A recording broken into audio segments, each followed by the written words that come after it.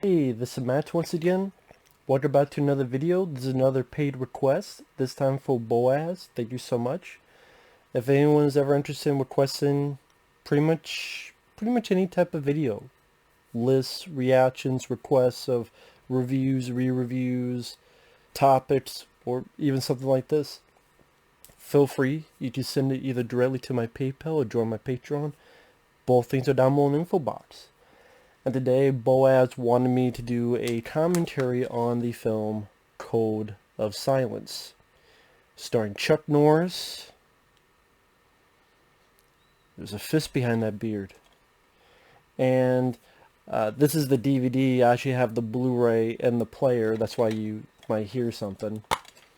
But I just showed the DVD because the Blu-ray I have is part of a pack with a couple other movies in it.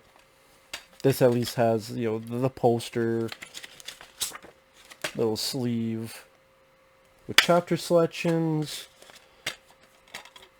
And it's one of those flipper discs with widescreen and full screen. With all the features of a trailer. But yeah, that Blu-ray doesn't have much either.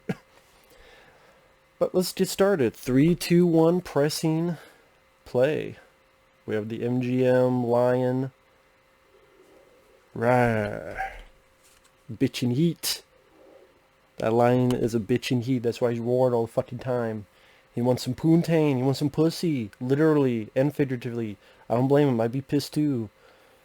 And Orion Pictures, which released films like RoboCop, Bill and Ted's Excellent Adventure. And then, among the 90s, around RoboCop 3, it kind of went kaput. They had a little bit of resurgence because they released The Belko Experiment, I believe, and a few others. And here we're getting the musical score by David Frank. David Frank has done stuff for, I believe, like Hero and the Terror, and I believe it's the same guy like Showdown Little Tokyo. I believe it's him, David Frank.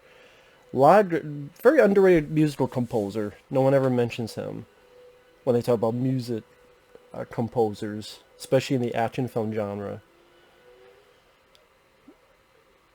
Now, this is directed by Andrew Davis. For those who don't know who Andrew Davis is, he is the guy who, early in his career, actually the film before this was a slasher film he directed called The Final Terror, which I do enjoy. It doesn't have a lot of kills, and does not have much gore either. But I like the way it was filmed. I thought the cinematography, where they shot it, was pretty to look at. And the cast, you got like Daryl Hannah, and you got Joe Pantoliano, and you got some other, recognizable people in there. That's one of the reasons why I did enjoy that. Now, he did this film, and this film was a hit. And because this film was a surprise hit, Chuck Norris films, they were doing well at the box office, but this one even got good reviews, which was rare for a Chuck Norris movie. And so Andrew Davis kind of got the label as an action director. That's why after this he did Above the Law with Steven Seagal. He did Under Siege. He did The Fugitive. He did Chain Reaction with Keanu Reeves. He did Collateral Damage with Arnold Schwarzenegger. So he worked with Chuck Norris, Steven Seagal, Harrison Ford, Keanu Reeves, and Arnold Schwarzenegger. No Van Damme and no Stallone, though. Too bad. Now, those writers, Michael Butler and Dennis Shriak, that just popped up screen a minute or two ago, they did a couple films that I enjoyed. Both of them wrote Murder by Phone, a Richard Chamberlain movie that I think is a bit underrated.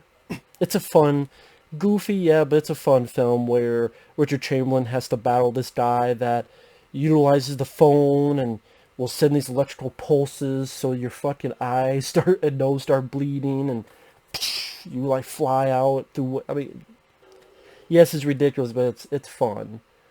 And I thought Richard Chamberlain actually gave a solid performance. Wish I had a DVD or Blu-ray. They also did The Gauntlet with Clint Eastwood and 50-50. Another film I wish had a Blu-ray. I love 50-50 with Peter Weller, Robert Hayes, these two guys, soldiers of fortune. A lot of good comedy in that. And so, yeah, the guys who wrote this wrote that too. And the one guy, Dennis, he would go out by himself and write other films I enjoyed, like Run with Patrick Dempsey, very underrated film. You got Hero and the Terror, another Chuck Norris movie that I do like, and Turner and Hooch, the Tom Hanks film. So you do have capable people like those writers. All those films I mentioned, I do enjoy.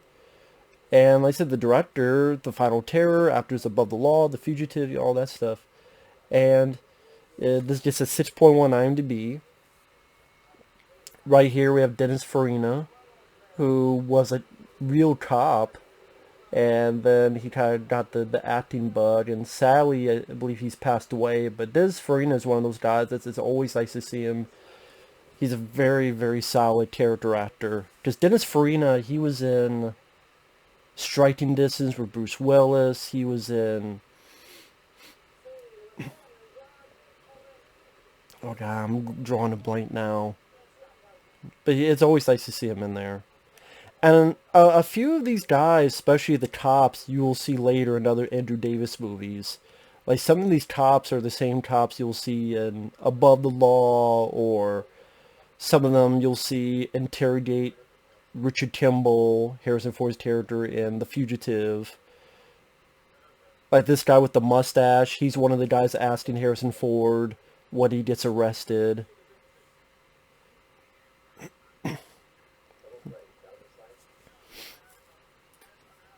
I could be wrong, but I believe this guy, he's not on screen right now. But if you've seen the film, the guy who's going to shoot the person, but he had no gun, it was an innocent, and he frames the person, puts a gun in his hand. I believe that guy's the same guy in Home Alone that was in the film within the film, The Filthy Angels. Keep the change, you filthy animal. I believe that's the same guy. I could be wrong, though. Forgive me if I'm wrong. I'm not an expert on this. I'm just a fan. I do like the film. I don't love it like other Chuck Norris movies, but I do like it. It is a well-made flick, and all that, yeah, like I said, you got nice, solid actors. You mentioned Dennis Farina. Henry Silva is your villain. Henry Silva was also the villain in Above the Law with Steven Seagal. And it's not a movie that is a total action-packed movie. I wouldn't say it's more of a thriller. And that's not fair to say. There is a decent amount of action, to be honest. I mean, there's the finale. There's the fight in the bar. There's going to be the action bit coming up. But again, I like the film. I don't know what it is about it that I never loved about the movie. Just something about it. I can't put into words. Maybe by doing this commentary, I will. Now, from what I understand, the script for this was originally a Dirty Harry film. And it was going to be called like Dirty Harry 4, Code of Silence. Like just Clint Eastwood is back as Dirty Harry Callahan in Code of Silence. But Eastwood didn't want to do it.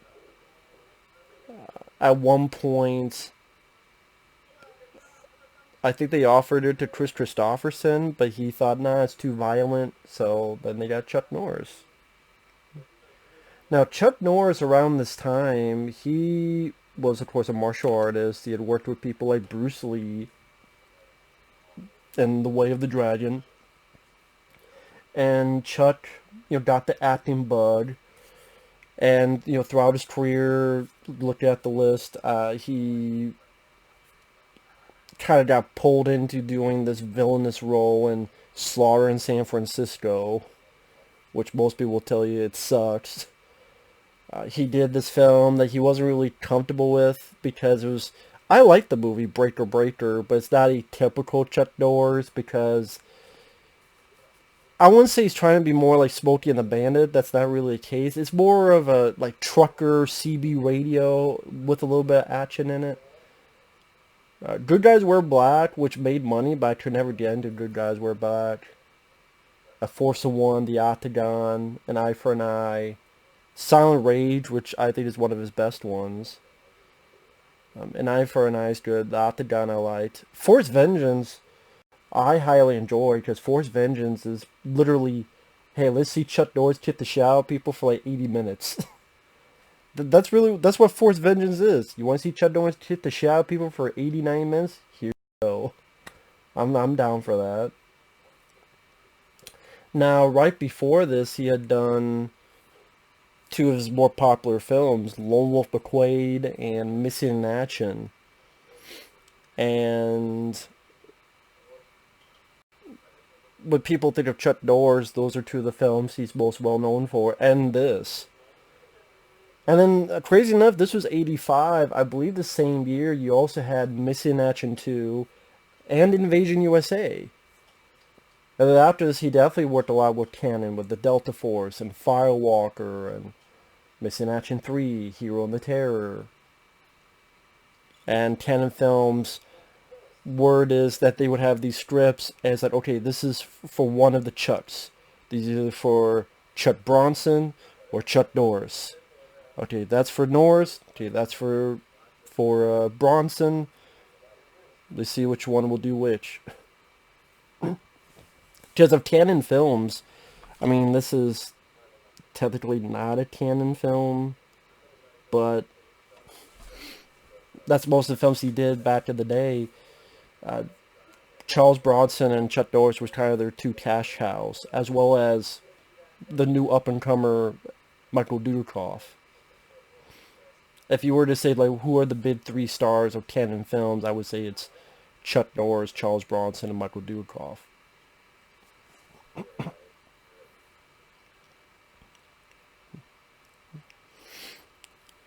Now, pretty much what we've had here is a drug stakeout that's going to go total apeshit. And, see, they needed the stakeout. They needed Richard Dreyfuss and Emilio Estevez. And maybe Richard Dreyfuss could, you know, seduce one of these guys' wives or something. And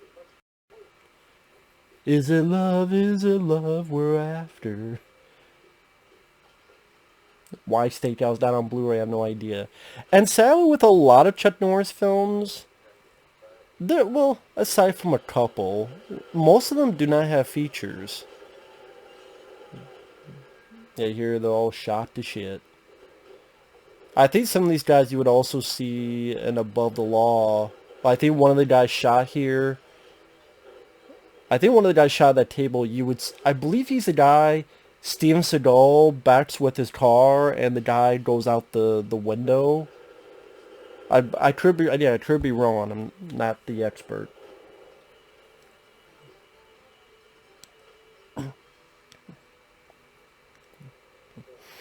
Yeah, I believe this old guy here, who we just saw on the left of the screen, he was in Home Alone 1 and 2 as the "Keep the change, you filthy animal." If it's not, it looks very much like him. So interesting, you have these bad guys dressed up like the paint guys that the Three Stooges would be. That's kind of outfits they would do. A plumbing we will go or something. You blew up the money! No, they didn't. That's a shitload of money.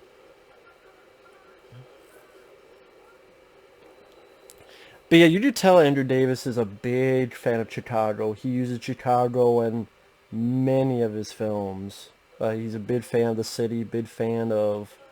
I just really wanted to utilize the locations and the landscape of Chicago. Not that that's a bad thing.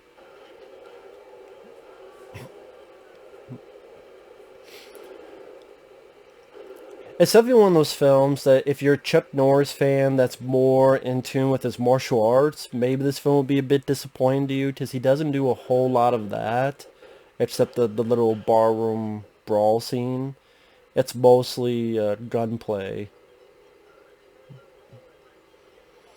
It's a stupid notion, but it's one of those things that as these actors, like when you have to play dead, like all those times you say, yeah, hold your breath. How long you don't hold your breath? You try to hold, I mean, I don't know, you try to hold your breath, it's not as easy as you think. That's a stupid notion. Who the fuck thinks that? I don't know. Duh.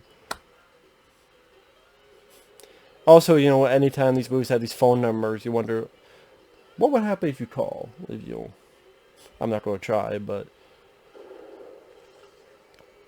I'm glad they don't kill Dennis Farina's character off.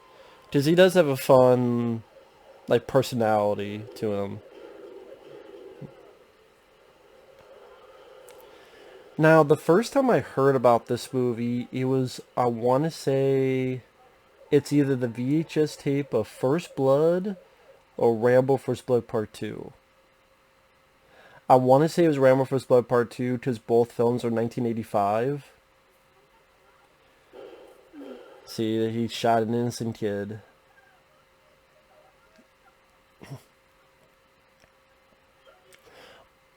Which, I mean, considering in today's age, this is definitely a sketchy sequence. You know, shooting an innocent person and doing a cover-up. And I get what they're going for with this, and it's interesting, but at the same time, it's not a whole lot, in a way, done with it. And what I mean by that is, I guess really it's there so that at the end there's a bit more of a reason why the cops are not going to help Chuck Norris's character, because I think Chuck Norris is a turncoat and he turned people into the internal affairs. So that it seems like that's why it's in there. I'm sure there's people that disagree. There's more to it than that, but I mean it's not bad and it's fine.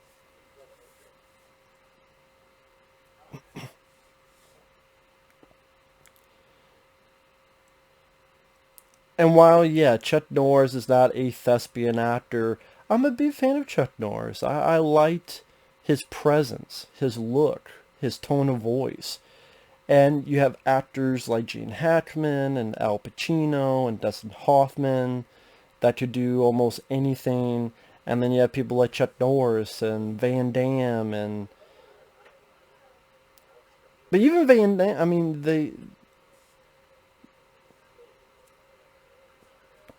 they'll never be looked at as Academy Award winning actors, but again, they had that star factor. And even they have their moments. Chuck Norris, I think he did a good job of missing in action too, at the beginning. When a buddy of his is being burned and he's not dead. I thought Chuck was good in that. I thought he was good in The Hero and the Terror, showing a bit of acting in that. Also, Van Damme, of course. You look at Wake of Death, JCVD. You look at In Hell. I mean, Replicant, where he plays two different roles, very different roles. To me, Van Damme can be a very good actor, but I'm a big fan, as you could tell. You can't see his face, but there you go.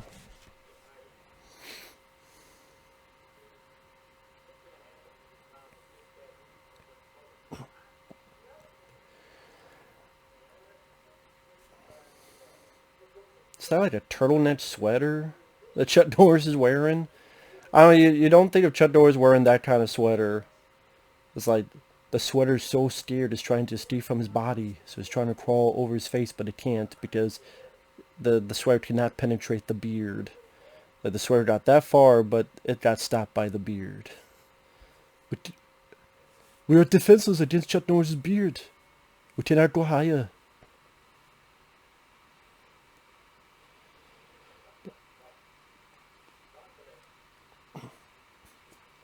Now, when I looked at Chuck Norris's career, one day I would like to review all of his movies, but I mean, I'm so busy with requests right now, which is a good thing.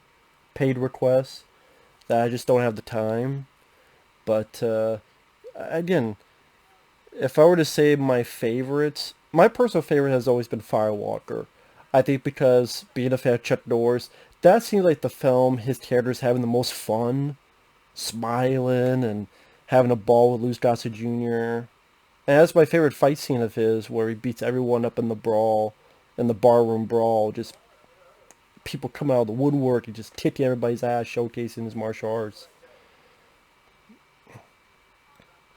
Other favorites, Invasion USA would be up there, Silent Rage would be up there, Missing in Action to the Beginning would be up there.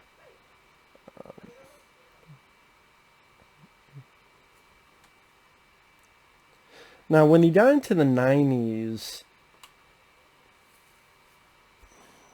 I wouldn't say he really found the success that he had in the 80s. What I mean by that is he still made films. Yeah, Delta Force 2, which in my opinion it's a step down from the first one, in my opinion. I mean, the first one had Chuck Norris with a motorcycle shooting missiles. You had Lee Marvin. Uh, Delta Force 2, I don't know, I liked the film, but just something about it, just I didn't love it.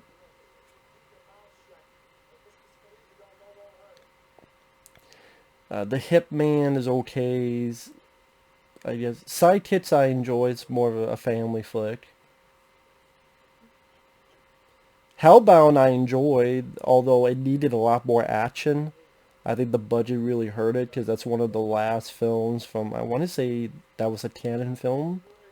I believe, I could be wrong. But yeah, Hellbound I really do enjoy, but it just needed a lot more action. But I'm a sucker when action heroes delve into the world of horror. And then by that point he did like Top Dog. To me, and Forest Warrior, two of his worst fucking films. And really by that time he had the success of Walter Texas Ranger, and all the money pretty much being made from that was easy for him to retire, other than do a couple like TV movies.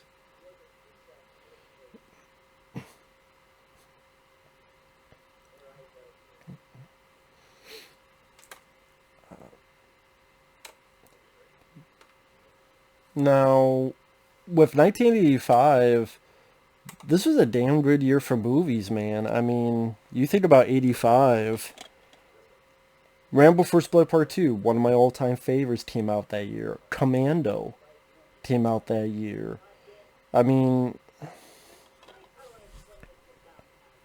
think about that.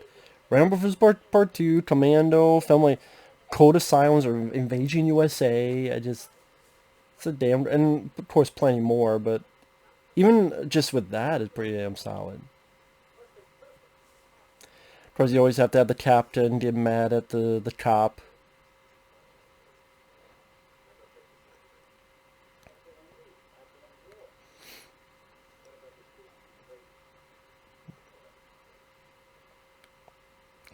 But truthfully, the captain isn't being too mean. He isn't yelling too much. Really just a conversation to figure out what's going on here.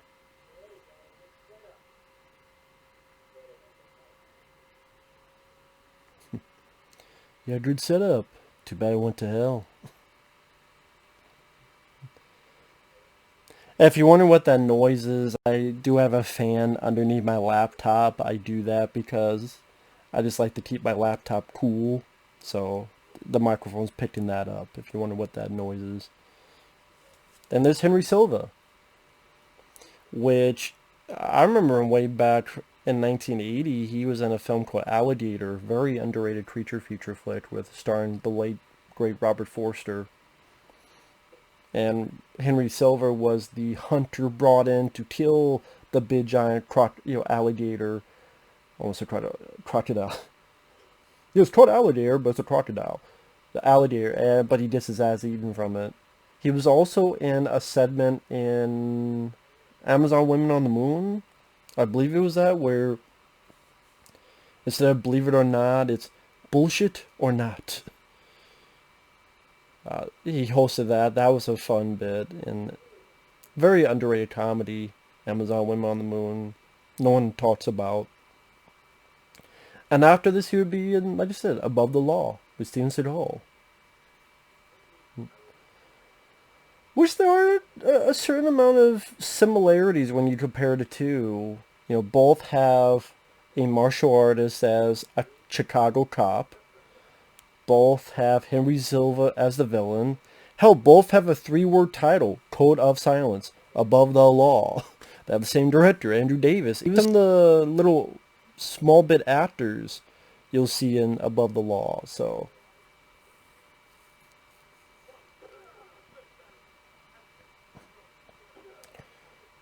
Here you get to see a little bit of his training. Which is nice to see because you get to showcase just his speed when he's really let go. Almost busted the guy's fucking hand. That's one of the things of Walker Texas Ranger. Granted, maybe it's because of the way it was filmed. Maybe because of Chuck Norris's age. But anytime he did a fight in Walker Texas Ranger, it felt off. Like, it felt either slower or like the way it's directed. Like, I mean, granted, that's like, this is 85, so what, there's like a 10-year difference, but just, I don't know. One of the variety reasons why I could not get into, big Chuck Norris fan, but I could never get into the Walker Texas Ranger show.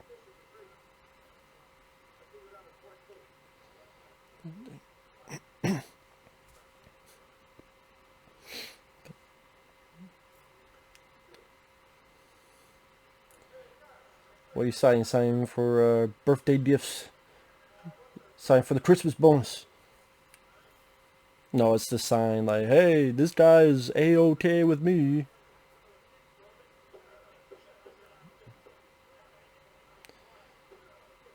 Yeah, and Chuck Norris really knows how to, I mean, he's really fucking good at that.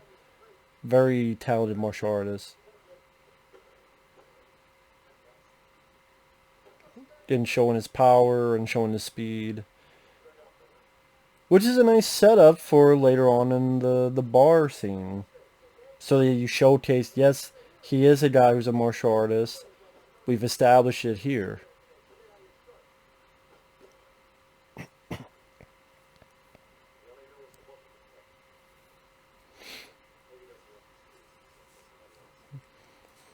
And Chuck Norris has a point.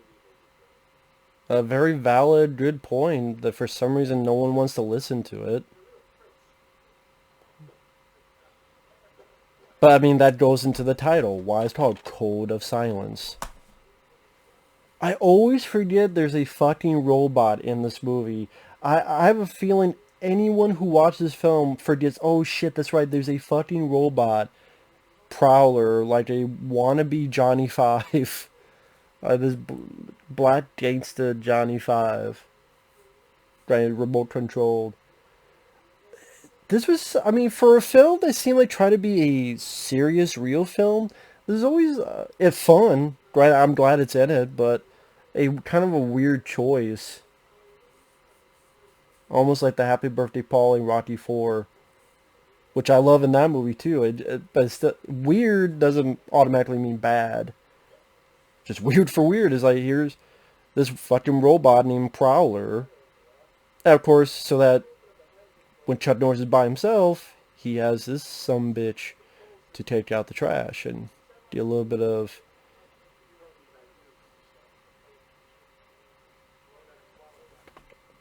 firepower for the finale.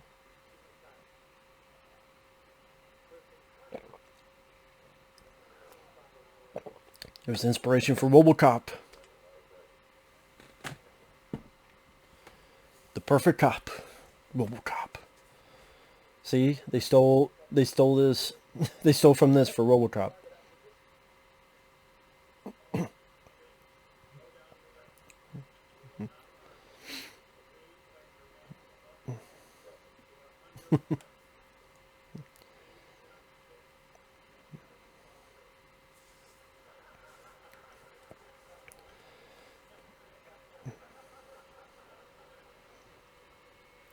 For a second, you're thinking that Chuck Norris is going to shoot the fucking controller from the guy's hand. And those establishing shots for Chicago.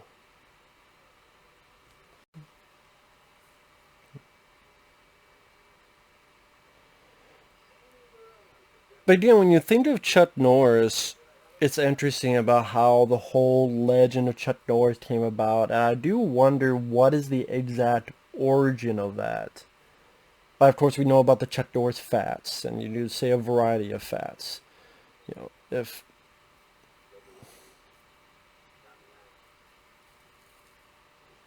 death has nightmares about Chuck Norris.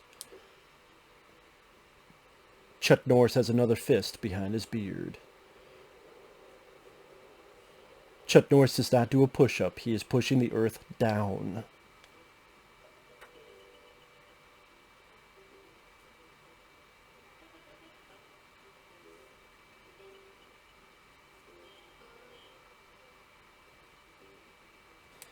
I mean, you go online, you do find literally thousands. You know, Chuck Norris got bit by a rattlesnake. 3 days later, the rattlesnake died. I mean,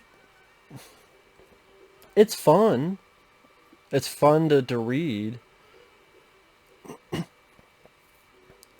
I do wonder, like, what's the origin? I'm surprised no one has done anything like a mini 10, 15-minute documentary about the legend of Chuck Norris, like how that came to be and that all. Not sure if they really do it anymore, but for a while they were doing that. Chuck Norris's Tears to Your Cancer. It's too bad he has never tried.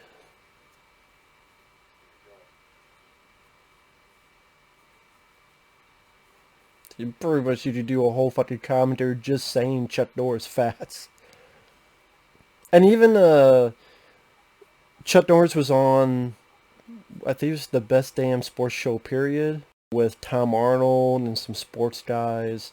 I believe Chuck Norris was on there, and they had him read some of the Chuck Norris facts, and that was fun. That was pretty entertaining. A lot better than when they try to force it into the Expendables 2. I know this is an off-tangent thing, but Expendables 2, being a fan of the first one, I saw Expendables 2 in the theater. And while it was nice to see Van Damme, and it was nice to see Chuck Norris in the theater, they were two of the best parts of the movie. That movie was very disappointing for a number of reasons. The CGI, that was a problem in the first film, but they didn't fix it because they were still tough to make it PG-13, and then now they just put CGI blood to make it R, but then it just comes off as cheap. The action scenes, like the fight between Van Damme and Stallone, seems too short, and apparently because there was shit cut out.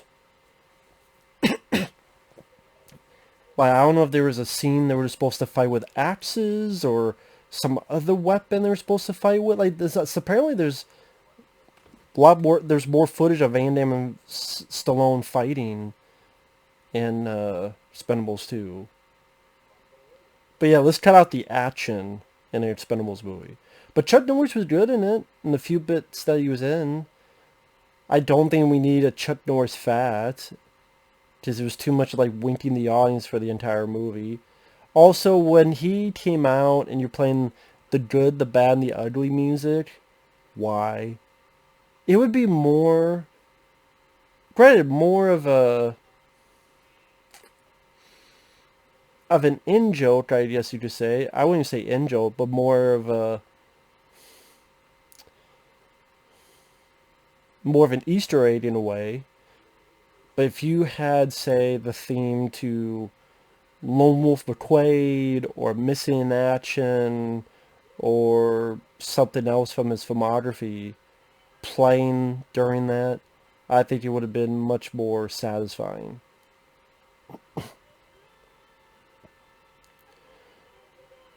And Chuck is pretty much retired, which is understandable. He's pretty up there in age. But I don't know why he never does interviews on his movies. I keep hearing two different stories. The first story I hear is that they asked him and he keeps saying no. But then you'll hear, well, you want to do it, but no one's asking him. Because there are a couple Blu-rays that had features. Invasion USA is one of them.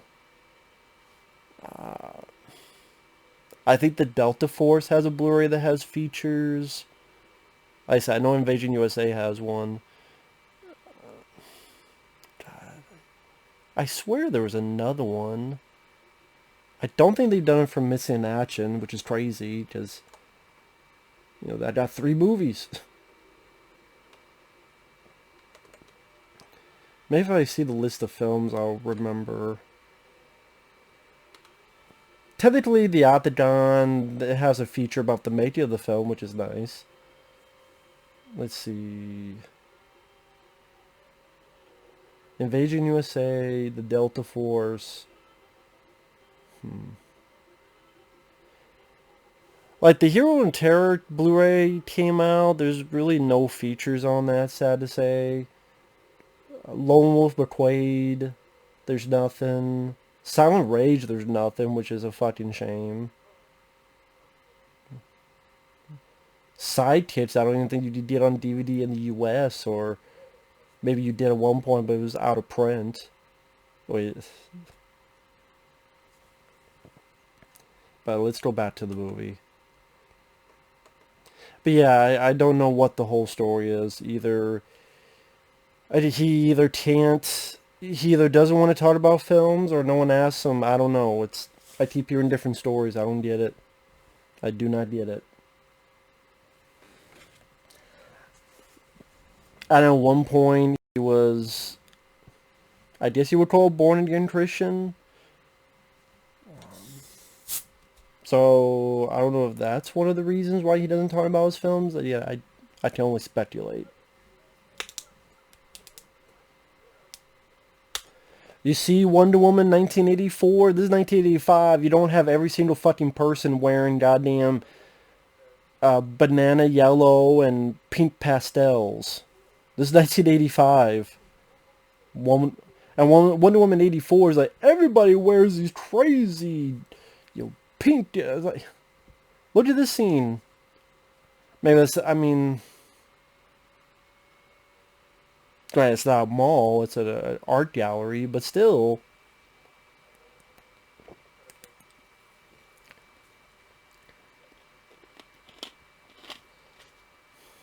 Enough about that stupid movie.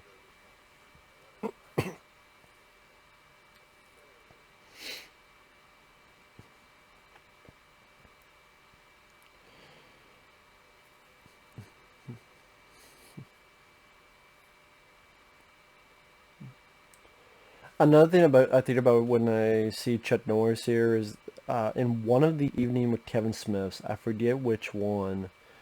If you don't know what that is, Kevin Smith, the director of Clerks, Mallrats, Chasing Amy, Dogma, he did these.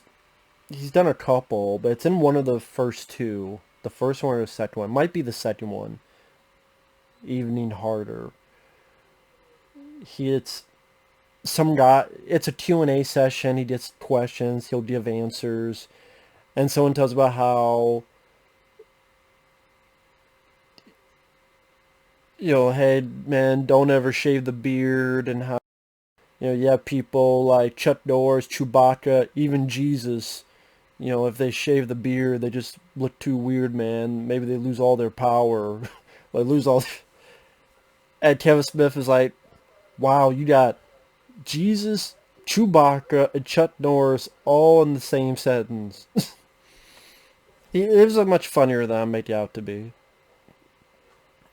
And of course, you gotta have the cocaine. It's the 80s. Again, there's not a lot of movies today that deal with cocaine. You just have random people using cocaine at parties.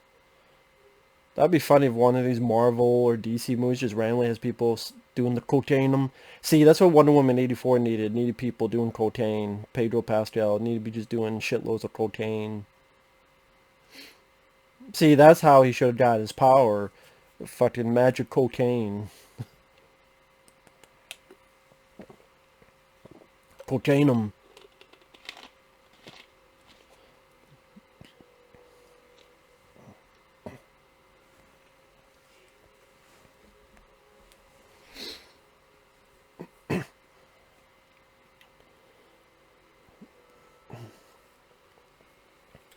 But Andrew Davis is an efficient filmmaker. Granted, there's really... I wouldn't say he's the type of filmmaker that, oh, you watch him for 10, 15 minutes and you know who directed it. Like, for better or worse, you could say that for Michael Bay, Tony Scott, John Carpenter. Like, okay, boom, I know who this is, who's directing it. Andrew Davis, like, maybe if you find out it's in Chicago, then maybe you can assume, okay, it's not comedy, so it's not John Hughes. So, action, maybe it's Andrew Davis. But, I mean, the visual filmmaking, it's basic, but that doesn't mean it's a bad thing. See, now that's banana yellow. That's a bright fucking yellow shirt.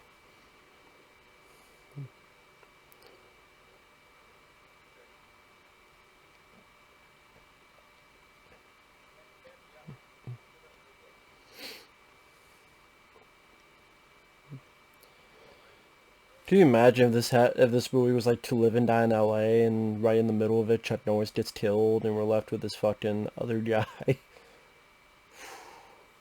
don't know why, I'm just thinking like ways you just really fucked this movie up. That'd be one of them. Like right here, randomly, Chuck Norris just like shot in the head, and then oh, we're stuck with this fucking guy, and oh my god, next. Dun dun dun.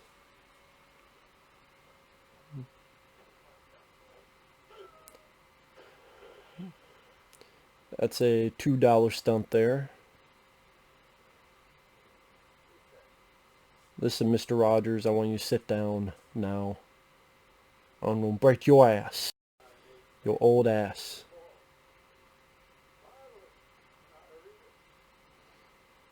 Is that Sam Furstenberg, the director? No.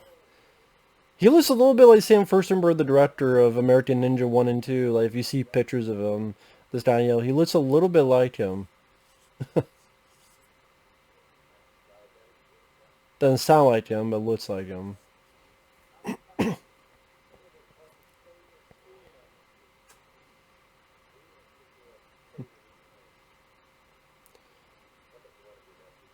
Yeah, I'm a fly in the ointment, Hans. I'm a pain in the ass.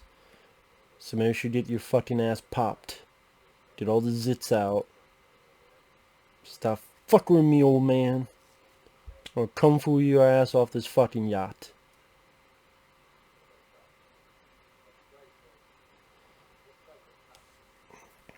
I guess that's why this isn't really the Chuck Norris film I gravitate towards, because it's a decent film, but it's just not the most exciting film for me. And I keep harping on that I don't think it is a bad film. Believe me, I would be ranting on it. But if I'm talking about Chuck Norris films I dislike, Forest Warrior I think is a piece of shit. Same with Top Dog. That's a fucking family film, but also deals with neo-Nazis.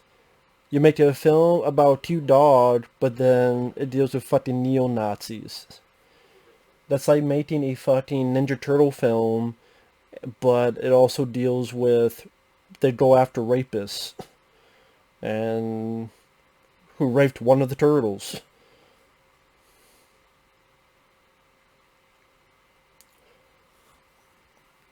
Oh my god. Probably would give it to fucking Zack Snyder. That's what he would do with it. But anyway. Let's see. Colombian necktie. We will have that referenced again by Henry Silva's character when, I think the first time him and Chuck Norris actually come face to face. The Colombian necktie, if you don't know, is when you cut it, you take it, something in there out, pull it out, and put it out there like a tie. Colombian necktie. I like gore, but thankfully we did not see that. Plus, this is a type of film that doesn't really seem like that kind of stuff would be needed. For a split second when I saw this van, I thought of the scene of Commando.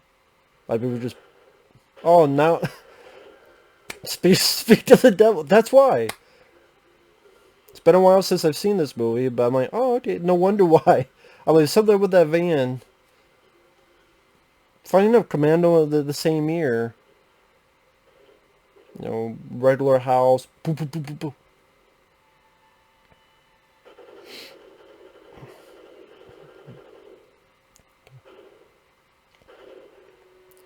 Pretty much killing this girl's family, but she will be alive. She'll be the only one alive, and Chuck Norris has to protect her.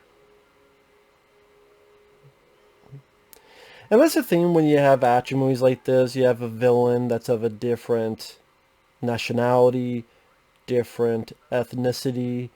And nowadays, if you do that kind of stuff, people will just put whatever propaganda or whatever political connotation, annotation that they will put onto it to serve their ideals or to get clicks on a fucking website or clicks on a fucking video and be like, oh, well, this is racist and blah, blah, blah, blah, blah. No, I mean, yeah, because there's no fucking cartels from Colombia.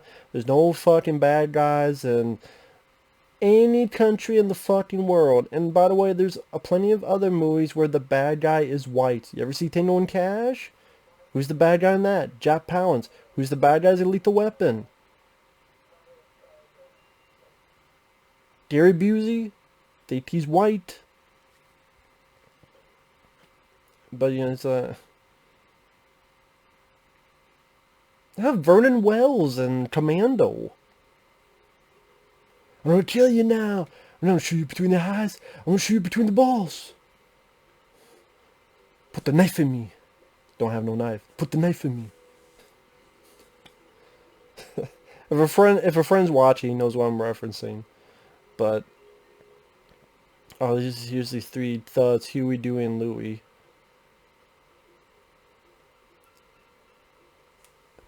And that's what I mean. Like, this is a competently made film.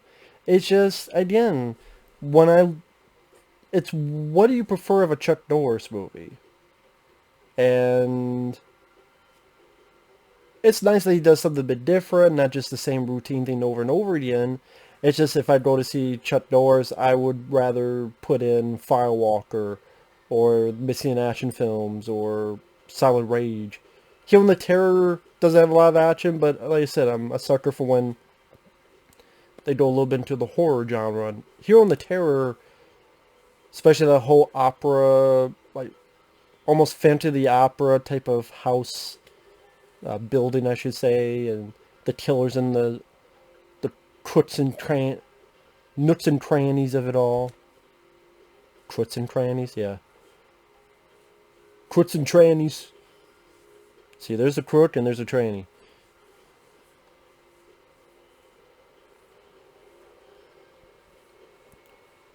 You huff and puff it, man.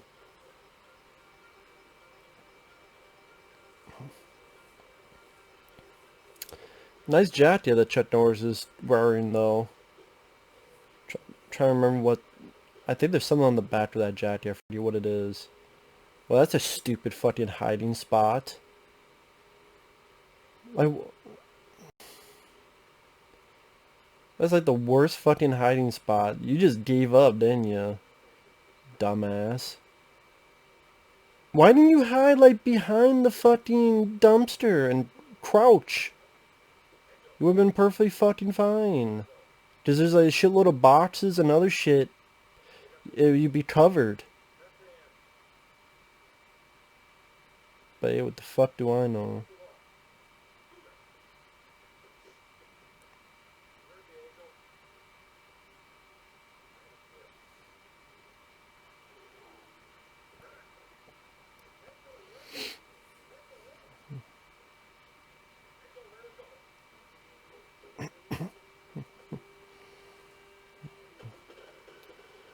They did a little bit of his fighting.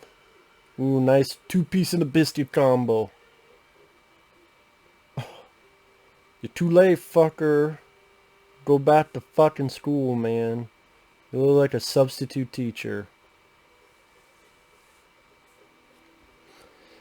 Coming up, you do get some nice stunt work with these trains, where you see the real, actual people, not CGI, not green screen. It's real people, including Chuck himself, on these fucking trains. And you try doing it and try and keep your balance and not fall off. Pretty scary proposition. And excursion into that. Hey, we're making a film. Hopefully I don't die.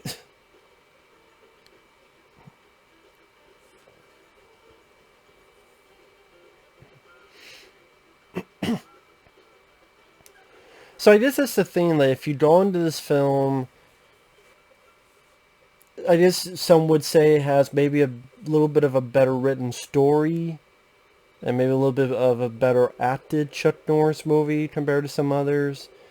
But I definitely don't think it's a more exciting Chuck Norris movie compared to any of the ones I mentioned.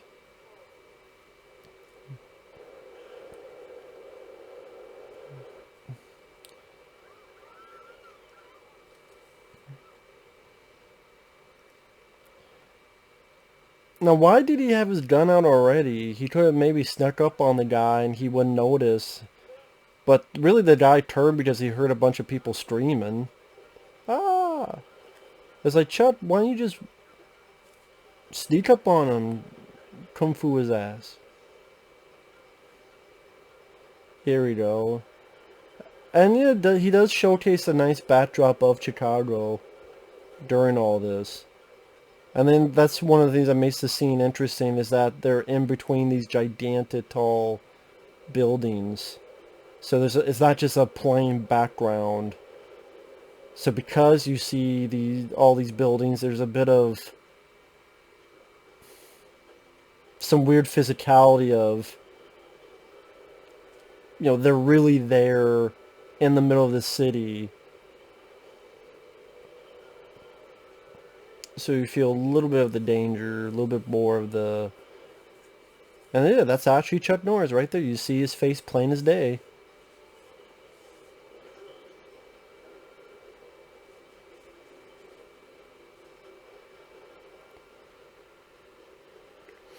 It's one of the few films that I think even...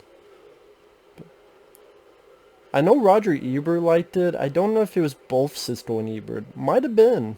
Might have been Siskel and Ebert. I know Roger Ebert did. Oh, but I was saying before, I think the first time I heard about this film, there was a video cassette. It was either First Blood or Rambo First Blood Part 2. I think it was Rambo 2 because it was 85. They both came out. Anyway, on the VHS, it was one of those like big box VHS tapes.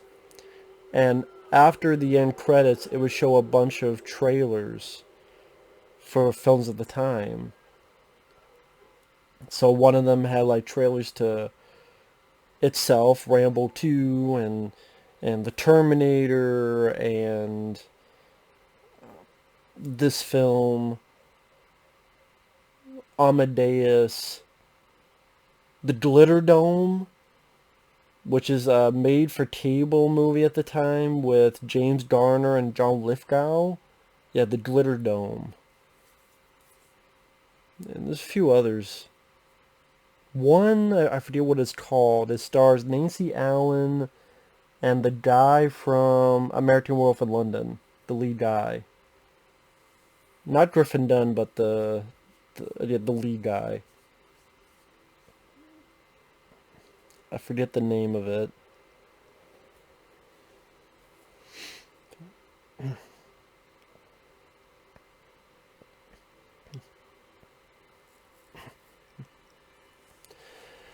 At least the girl has the common sense to not just run away and to actually walk towards the cops.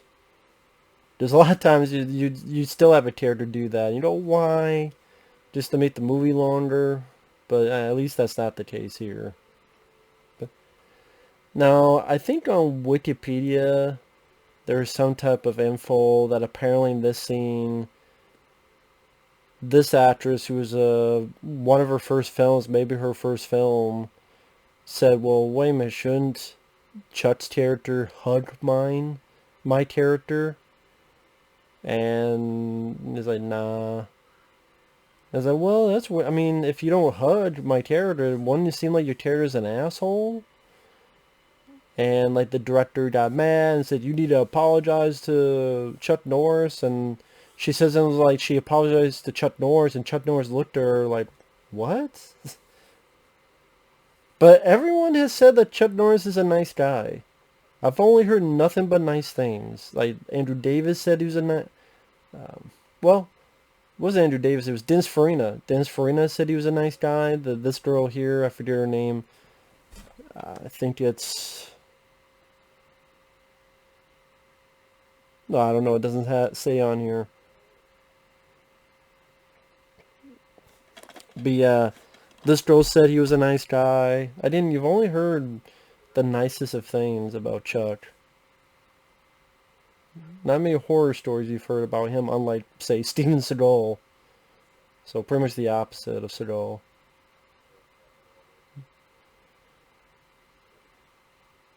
And the thing is, like, when Chuck got into the 90s, and like I said, started doing Walter Texas Ranger, he didn't do a whole lot of movies during that time. And even then, some of them I didn't mind, like Hellbound, Sidekicks. Some of them wasn't for me, like Top Dog and Force Warrior. He did the religious film Bill's Innocence, and I did some other TV movies. With that said, though, he did stop. And he was not like Steven Seagal, who took every fucking paycheck and made, at one point, like 6, 7 movies in one fucking year.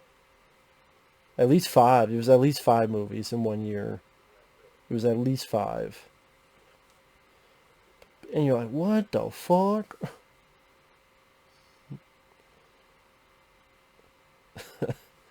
I mean, this is, I think, one of the best parts of the movie. Yeah, this is definitely one of the best parts. It's pretty damn funny. It's these two guys who they're psyching each other up to rob this place, and they think it's going to be cool, and it's a piece of cake, and everything's fine. Only they find out that they decide to rob the place. They just happen to have every fucking cop in town.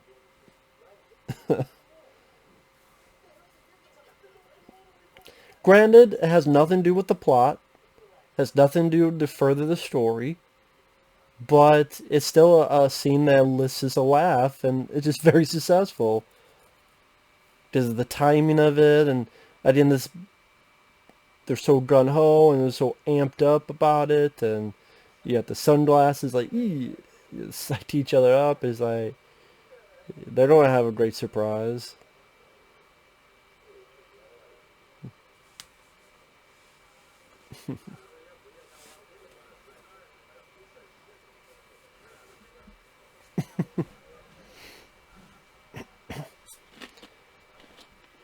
So is it around Halloween season? Because I saw the pumpkin. Is I guess I never thought of it. Is this supposed to be around Halloween season? Is that why the pumpkin is there on the window of the door?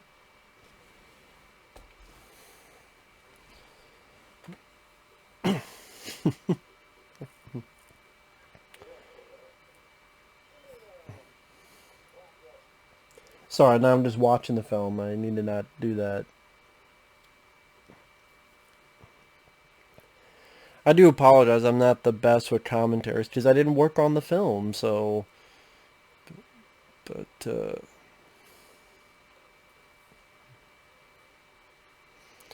yeah, be careful with those toothpicks. You're going to swallow it one of these days.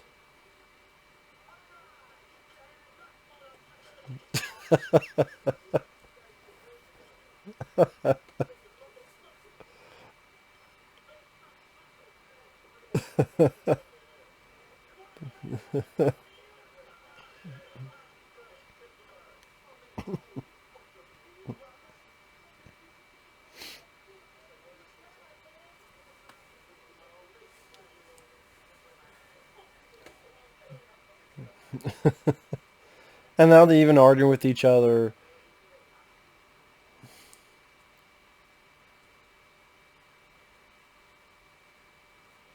I should have listened to my old lady. Screw your old lady. Everyone else has.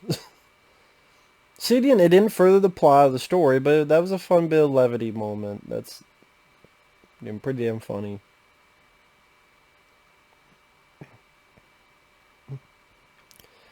And this girl didn't do too bad of a job either.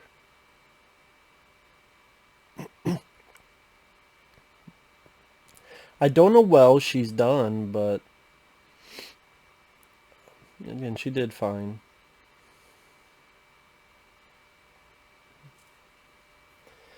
But that's also the thing about these type of films is that technically they do make these kind of films nowadays.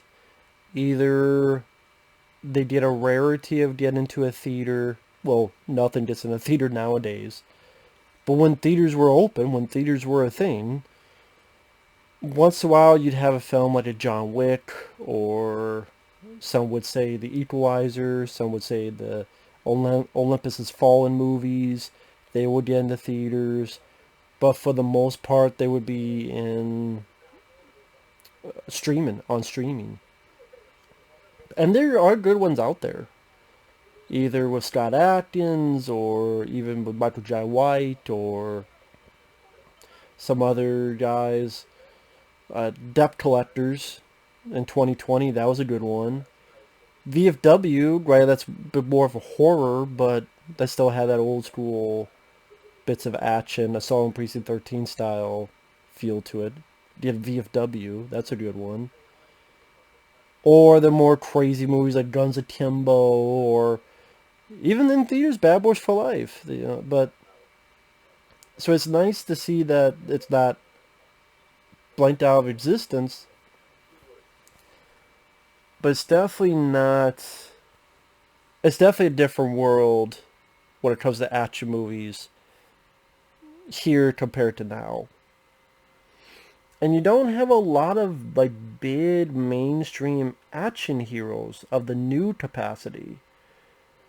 Now, are there action heroes in general? Like I said, you could look at Scott Adkins or other folks, but maybe Gerard Butler and Jason Statham, The Rock, Vin Diesel. But I don't know, like The Rock, most of his movies, there's a handful I've liked, but a lot of them, I don't think The Rock has as good of a track record as people make it out to be, because for every The Rundown, which is good, there's also fucking Skyscraper, and there's, what was that movie? Faster. That was boring as hell, and I like Doom. I like Race to Witch Mountain. But on the flip side, you got, while I did not hate Hobbs and Shaw, it was disappointing as well. It was a disappointing film, considering its potential. But yeah, you don't really have, just movies like this are not, for the most part, fit for that mainstream theatrical limelight. Because they go, well, it has to be this is too small of a movie. It's fine if it's a comedy and it's small, but an action film, no. If an action film's this small as in it didn't cost $200 million, there's not 5 cities exploding, and 3 mega bombs, and 2 Transformers, and 1 superhero, and a partridge in a pear tree, then if it doesn't have that, then it's not fit for release in theaters, at least most of the time. Maybe because of what happened with this whole pandemic thing, maybe studios will then go, you know what, maybe we should not just try to make $200 million fucking movies. Let's try to make medium budget films like this again.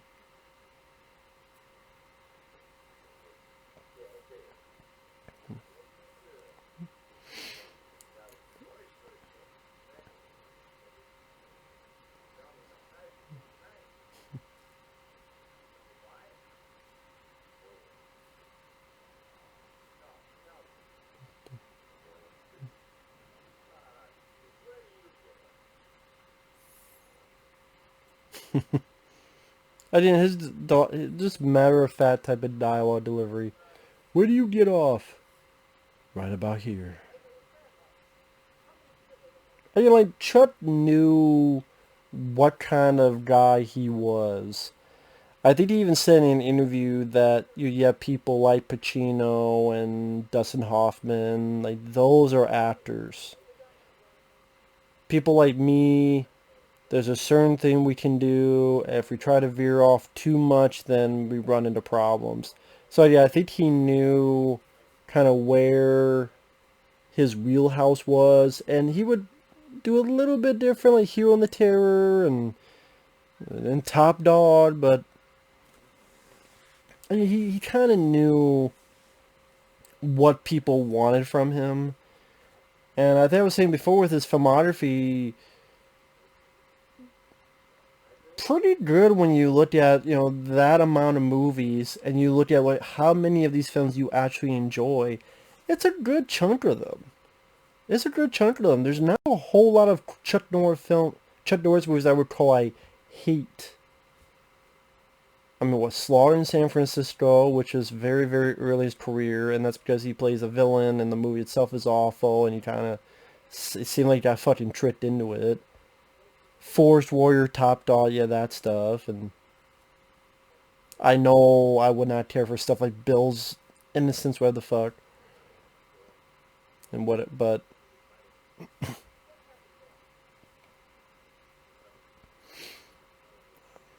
it is a pretty good track record.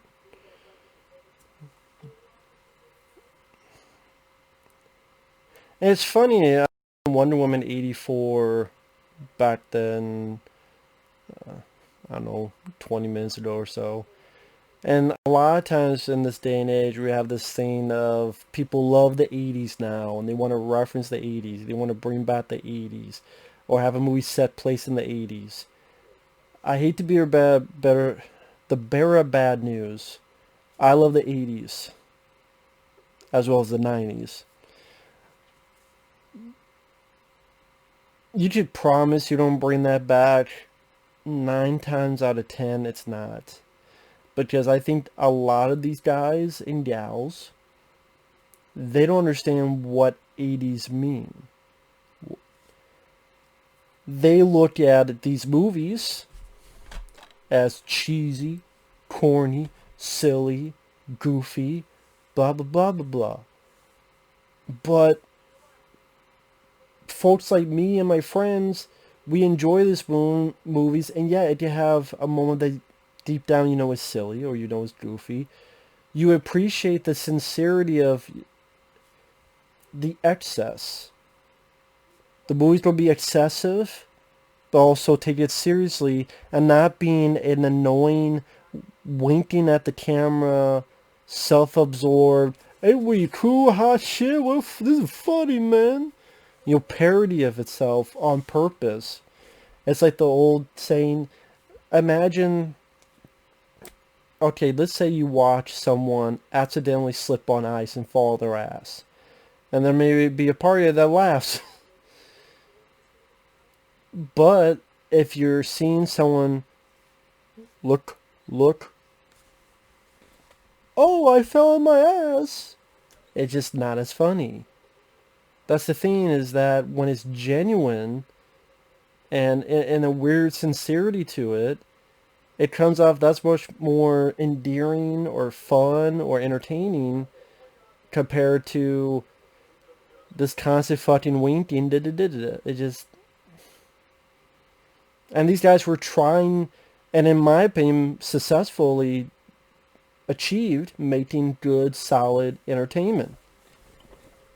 I sincerely love Bloodsport. I sincerely love when Van Damme goes, during each hit or punch, kick. I sincerely love Cobra. I love the glasses. I love the lines. I love him shooting the shit out of 50 guys from the back of a pickup truck. With his machine gun, the Jatomatic.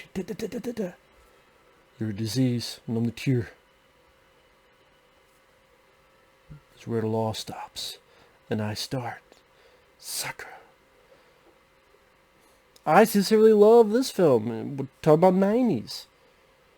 Vietnam gets a fucking gas tank, blows someone's up because he shoots a gas tank with a shotgun in front of a motherfucker's face. Him and the bike goes right through the fucking window in a blaze of glory.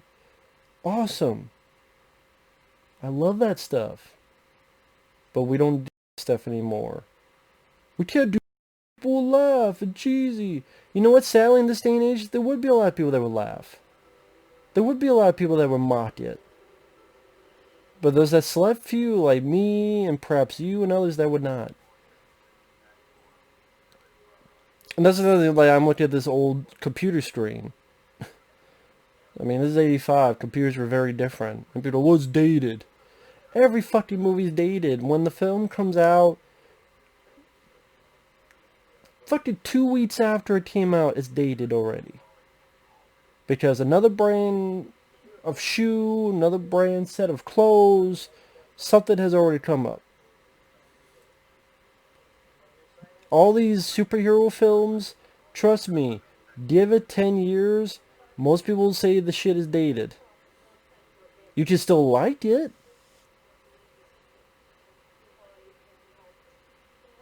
But there'll still be the dated description, so to speak, put upon that.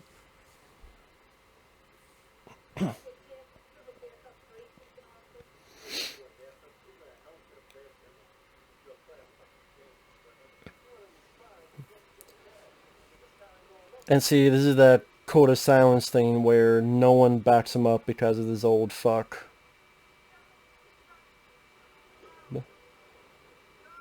So in truthfulness, again, there is a reason why they put that subplot into it, because it becomes a crucial point to the movie. And we're getting into the third act of the film, because we got, well, 30 minutes of the film. I know within the 30 minutes we got the bar fight here. Pepsi! Man, back when any place would have arcade machines. Now, good luck trying to find an arcade machine. I remember back then that you could find arcade machines everywhere. Any grocery store you went into. We got Frenzy. Ooh, Playboy. Playboy Pinball. Play with my balls, Playboy. I miss playing a pinball game. I want to play a pinball game again. I really do. But arcades are not really a thing. On a tangent, at Walmart they have this thing with Ninja Turtles and the first arcade game and Turtles in Time. But it's like $400. As I would love to get it and set up and play it like an arcade, but it's $400, man. Like for $400, ooh, wait. Now that's not how you do cocaine. Just bash his fucking nose right into the cocaine. But sniff it all up, bitch. Snuffle up for this motherfucker. Sniff your soul out of your body.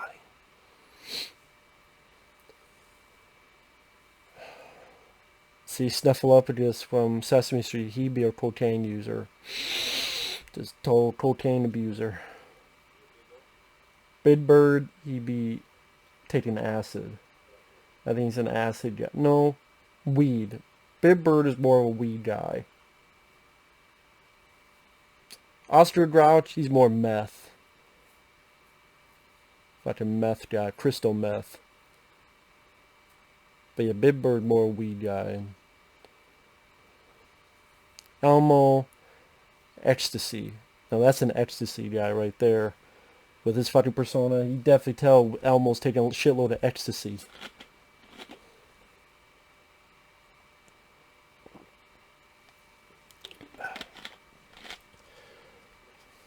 I forgot what I was saying like 5 minutes ago.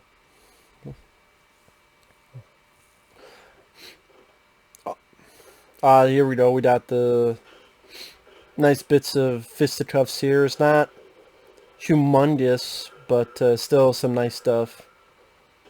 Nice tit punch. Ooh, nice back elbow. Nice use of slow-mo there. Back kick. Nice blocking. Showing his speed. Ooh, nice kick to the balls. Getting your surroundings distracted, and there you go.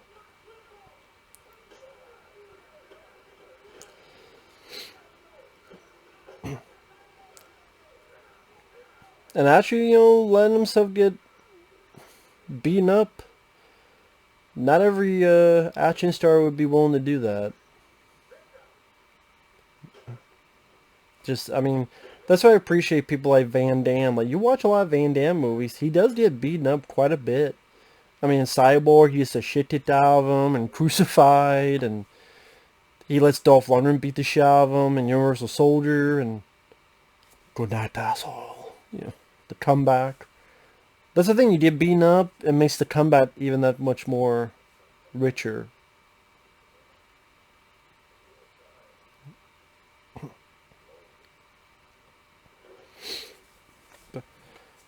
Sally, I already forgot who the fuck Luna was. He's like, you give me Luna, or the girl dies. I forgot who the fuck Luna was. Who the fuck is Luna? I forgot who the hell Luna was. Oh, yeah. Okay. Because there's going to be a car chase. And Luna, yeah. Okay, I remember now. Oh, I was talking about the arcade thing. Like, I would sell those arcades. They don't really have, unless they did $400. I mean, I would like to get it, but $400 is way too much fucking money for that. If they had a theme where it was like all the and apparently there are some. There's a Frenzy. Never heard of that arcade game, Frenzy. But yeah, if you had an arcade theme that had all the games and you could choose, then $400 would be worth it. But 2 games? Yeah, it's a cool setup. You're at the arcade, but 2 games really for 400? Like that's 200 a game. Like, come on, that's a bit fucking pricey. So I think they're called the one arcade up things. It's like, come on now, man.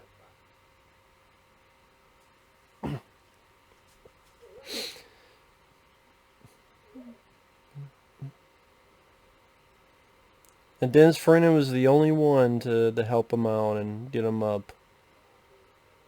Shows who we can trust. There's the guy, yeah. Which I know I've seen this guy before in other movies. I forget which ones, but I know I've seen this guy who's tearing the bag and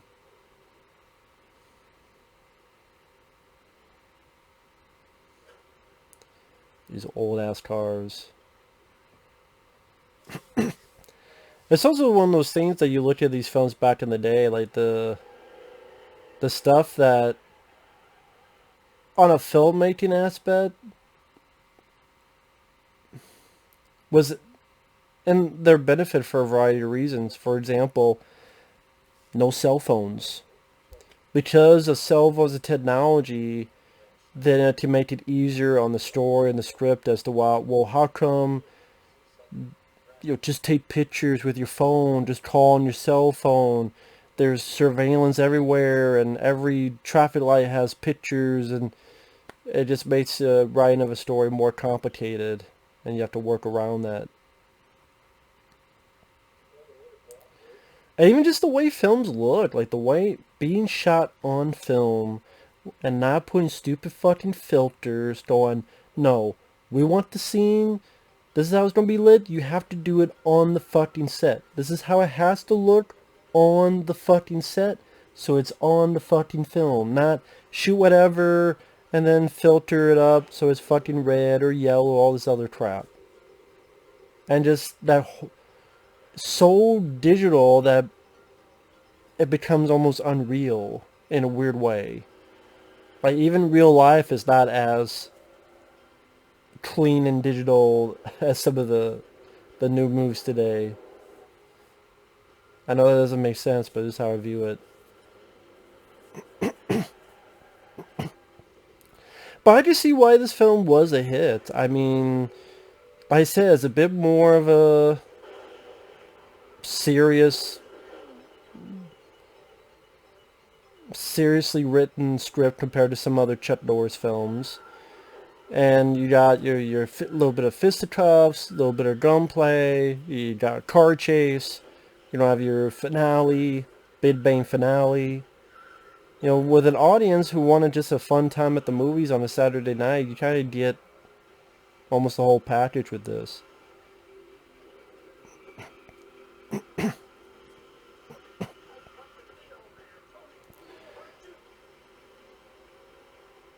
And car chases are fun. I mean, yeah, when you see enough movies and you have enough car chases, you're like, well, what more can you really do? But it's just sort of, it's like a fight scene. You just marvel at the practicality of it, what they're able to do, what angles they come up with, and if they're able to do anything unique. For example, there's a film called Body Parts where Jeff Fahey, our lead character, and the bad guy handcuffs Jeff Fahey, and they're both in different cars. So then the driver has to keep them together so that one's arm and body don't get ripped up. In a way, Chuck Norris fucked up. He was supposed to get that guy for the girl, and now they're all dead. Granted, that guy deserved it because he didn't give a shit about his family. He's like, fuck it. So, they deserve each other.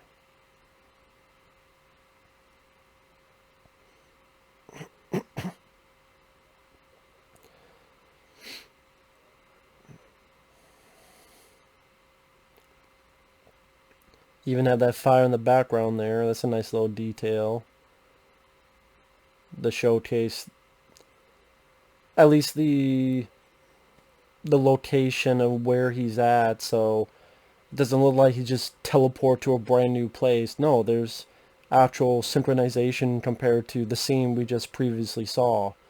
Even that little bit like, oh, there's a fire in the background. Okay, me as the audience member can put that into my brain.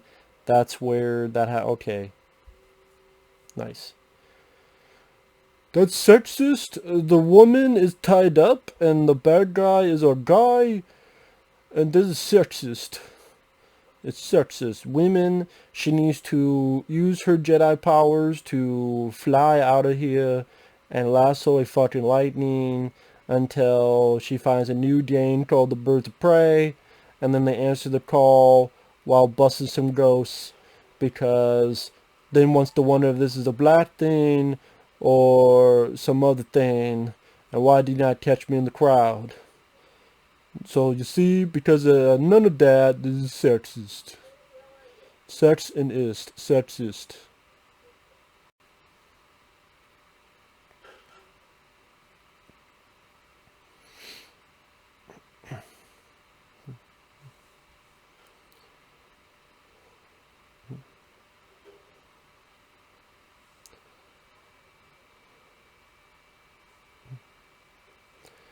I'm just taking the shit.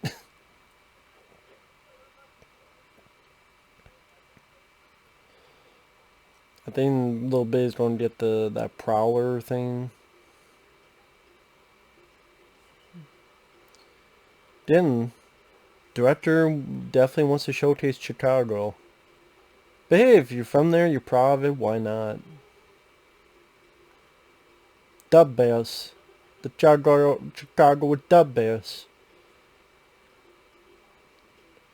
It's Bubba Smith and Dip Buckets don't come in.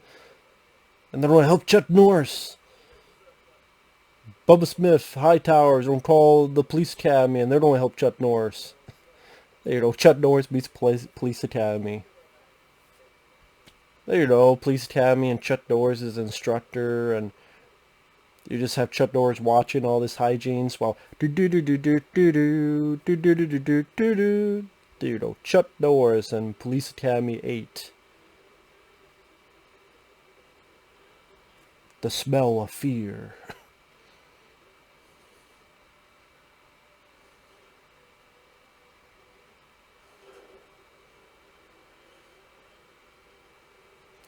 Or Police Academy 8, Fist of the North Star.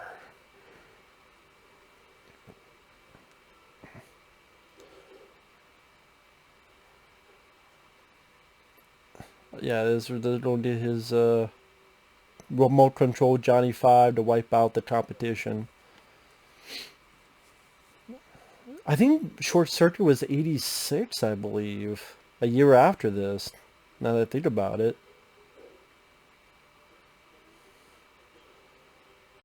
I think of Johnny 5 because it's, granted, this is remote control, but still a rolling tank with high fins, and it has sort of a head on it.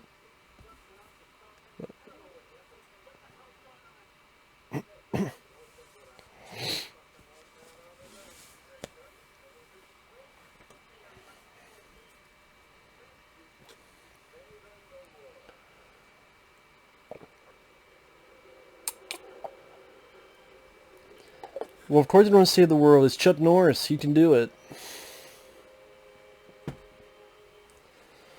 I do. I do. I'm very curious, like, to the writers, like, where did they come up with this whole Prowler robot thing?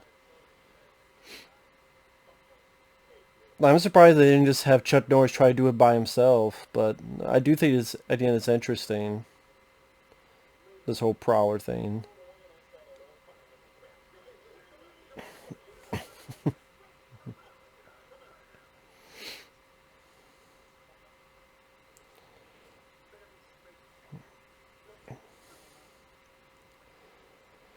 This, I know it's not him, but this guy almost looks like John Pankow in To Live and Die in L.A., the guy who teams up with William Peterson. I know it's not him, but he looks a little bit like him.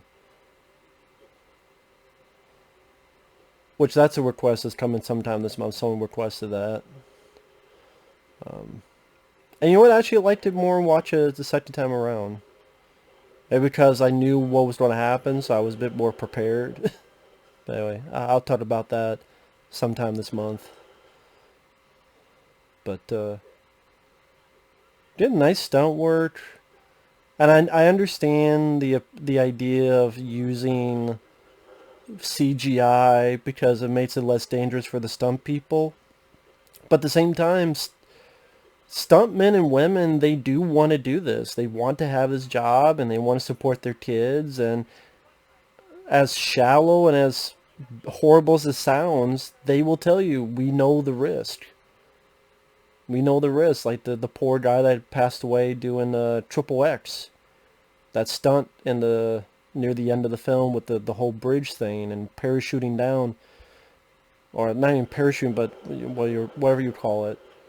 I think someone passed away making Deadpool 2, I want to say. And it's dangerous. It's absolutely dangerous. It's just, if you want me to be honest, on a visual level, it looks better when it's all done for real. Because you cannot get more real than real. I don't know why this is such a weird concept. For some reason, people seem to think CGI is more real than real. No, real is real. Like squibs. Make it look like it's someone really is shot, not a CGI blood, CGI video game effect, and muzzle flares off the gun. Shit. Don't give me this budget shit. There are films that are literally direct-to-video cheap movies in the 80s and 90s that did this. If they can afford it, but you can't. You have films that cost $100 million, but a film like this can have more real fire or real explosions or real squibs, or it's just laziness. I'm sorry, I'm not going to fucking sugarcoat. It's fucking laziness. Like the way they did the muzzle flares here when he fired the shotgun. It looks better. Then I see a fucking film, like even some of these cheapo films like Ultimate Justice or whatever the hell. Just doesn't compare. And this is a fun ending with, yeah, Norris with some shotgun fun. You got this sumbitch killing everybody.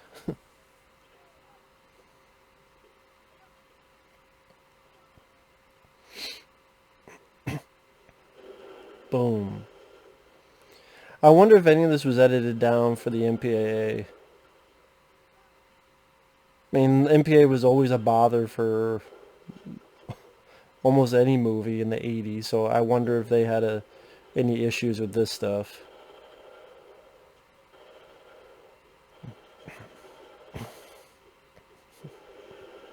Damn. Why'd you stack your barrels that way? That's what you did for stacking gasoline. Right there in the middle of your fucking hideout. Dumbass. No smart people stack gasoline like this.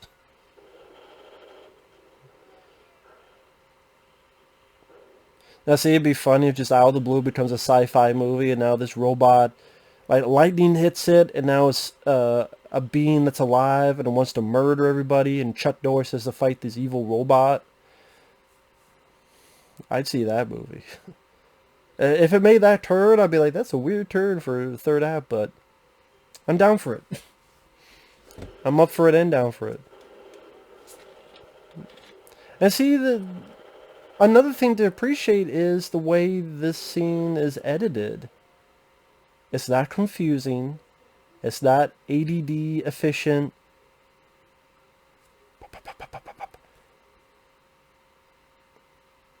I can understand what's going on. I don't have to fucking rewind to be like, what the hell did I just see? Again, I'm glad that films like John Wick is getting us a little bit more away from that shit. One of the many reasons why I love the John Wick films. Now, I would have liked to have seen a bit more bloody squibs. But, to be fair, now that I think about it, that's not... Chuck Norris isn't really a gore, like, guy. Like, even when action films, you don't really see a lot of big things of blood, gore stuff. Even in a film like Silent Rage was a horror movie, pretty much a slasher film, but it's not, quote, a gory movie. Same with The Hero and the Terror. The killer will strangle or break people's necks. So it's not a gory movie. So this is more like, I don't know, John Wayne type of action.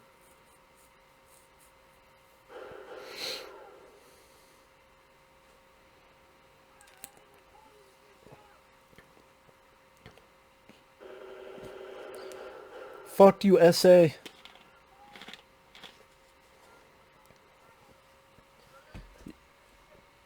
You come out, you chicken shit. Don't tell me to come out, you fuck. Come out here, I hit you between the eyes, bitch. Bullseye. Get his ass. See, you need armor-piercing bullets, you dumbasses. Like in Lethal Weapon 3.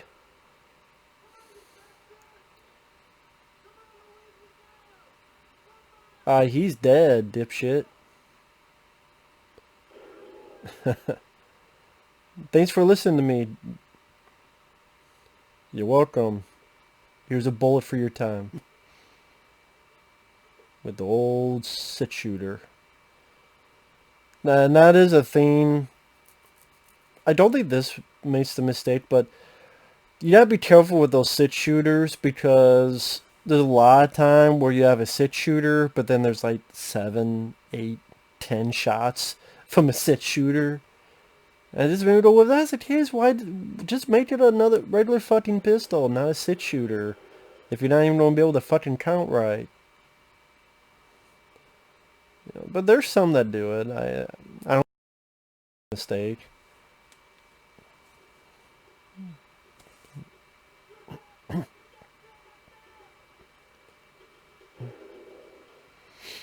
Got him. Not yet, but he'll finish the job in a little bit. But you have to think there's probably a shitload of guns from the 80 people the robot killed he could have picked up instead of a hammer, but... Like, where are the other bad guys that are dead? Shouldn't the house be littered with bad guys? Didn't the robot just kill like 80 fucking people? So that's a shitload of guns he could have picked up. Literally pick all of them up. Da, da, da, da, da, da, da.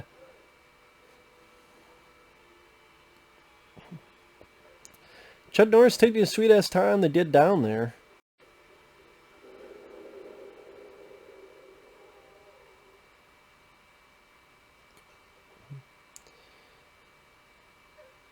I would say between the two, I would say I like Above the Law more because, like, even the killing of Henry Silva, you look at this, you don't, he got shot from behind, you didn't really see anything. But you look at fucking Above the Law, he takes the arm, breaks it in half and takes him, you know, that's a more impactful death for a Henry Silva character. And like the shotgun, like those blasts seem bloodier, and the movie seems like a bit more action-packed. So I do like Code of Silence, but I gotta say I do think Above the Law is a bit better than this. So like I said, it's not my favorite Chuck Norris film, but still a good one. Diz Farina got there too late, but moral support, I guess.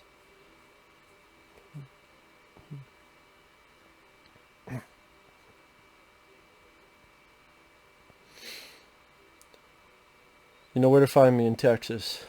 I'm going to be a ranger after this.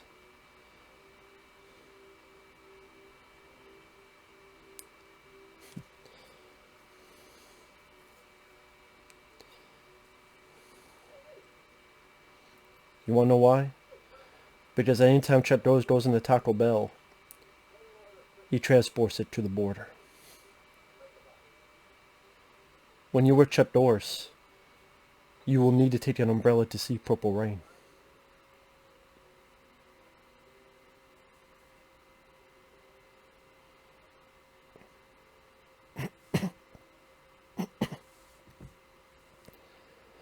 Is that, yeah, guys, thank you for nothing. Thank you for doing nothing and getting in my way and let my ass get kicked. Had to do all this shit myself. Thank you guys for nothing.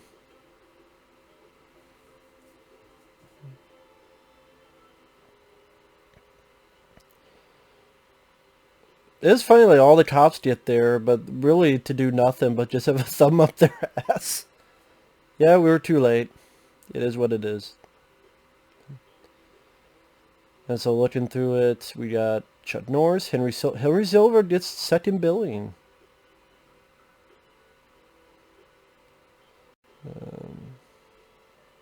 Molly Hagan, that was the girl's name, Molly Hagan.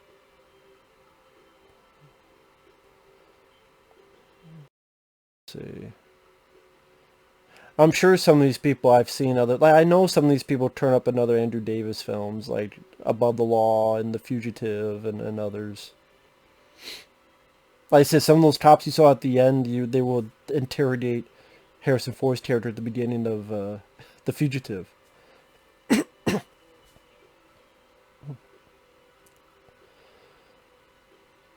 But yeah, I mean that's the end. I'll sit for the credits just because least I can do for Boaz. They do so much at the end for the request. Sorry if it's not much of a commentary. It's hard to do when you haven't worked on the movie, but I did the best I could. Plus, you listen to David Frank's score, which is a very solid score. And I know it's the score that they actually used in the trailer, which is not always the case for a movie where it uses the actual score from the movie for its marketing purposes. And after this, like I say, Andrew Davis would direct Above the Law, and then I believe he did The Package with Gene Hackman, and then Under Siege. And then apparently Harrison Ford or someone else saw Under Siege and they went, hey, Fugitive? Yeah, that guy will work. And like I said, with Chuck Norris, the same year you had Missing in Action 2, the beginning, and you had Invasion USA. And then the year after you would have the Delta Force, Firewalker, my personal favorite, and the cartoon Chuck Norris Karate Commandos. Commandos with a K.